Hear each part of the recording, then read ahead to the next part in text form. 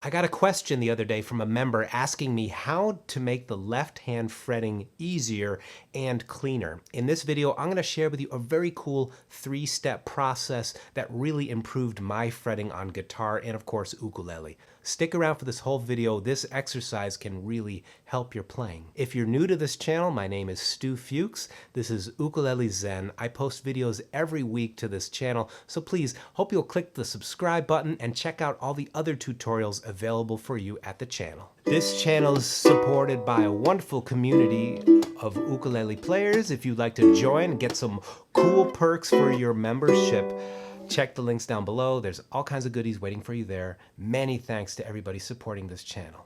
Now the question came from Fred Zelders, who lives in the Netherlands. He was looking at my hand, one of my videos, and said, "It looks like your fingers are right on top of the frets." It looks like it, but what it is actually they're just behind the frets. Now, before I share with you this 3-step exercise, let's do a little investigation. Take your G major chord, okay, your G major chord. This works great on a high G, low G, or even a baritone ukulele.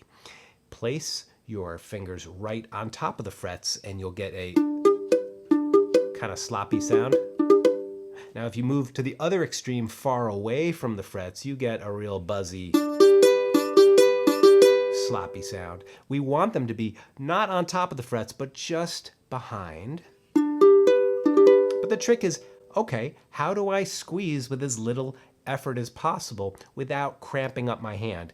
And this is the 3-step process. First, plop your hand, plop it on the fretboard, and don't even push yet.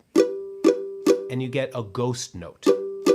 Now, if you listen to much reggae music, or funk, there's a rhythm guitar part called the scratch. If you listen to, Stir It Up by Bob Marley or countless other reggae songs, you'll hear this muted sound. You can hear it sounds like the chord. It's a ghost note. So we start at the ghost note to make sure that our wrist is relaxed, our thumb is relaxed, and we develop a conscious connection to it. Really feel your hand relax. You can take the ukulele away, wiggle your wrist, keep it loose.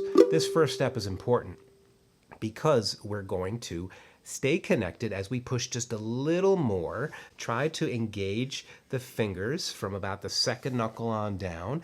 Push just a little more, and you get not a clean sound yet.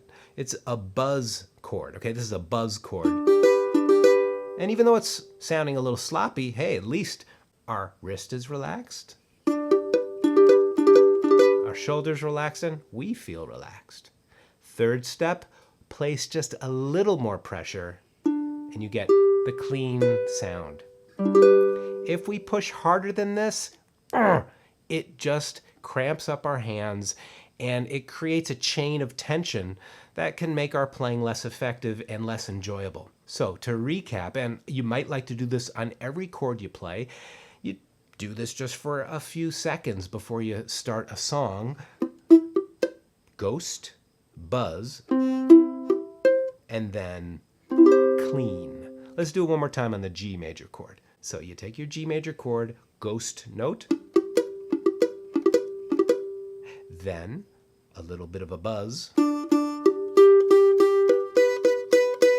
push just a little more, and pay attention to what part of your fingers need to be engaged. Now, it's natural that the thumb will start to push a little bit, but when we have a real conscious connection to that relaxed feeling from the ghost notes and the buzz notes, we can minimize the amount of pressure and release it quickly so we return to that baseline of relaxation. Is this making sense to you? Try it out for a few minutes right now and let me know in the comments what you think and if this was helpful. And if you want another helpful video, check this one out. I think you'll find this one really helpful for changing your chords. Thanks so much for watching. I hope music is making your day wonderful. I look forward to seeing you in another video soon. Thanks.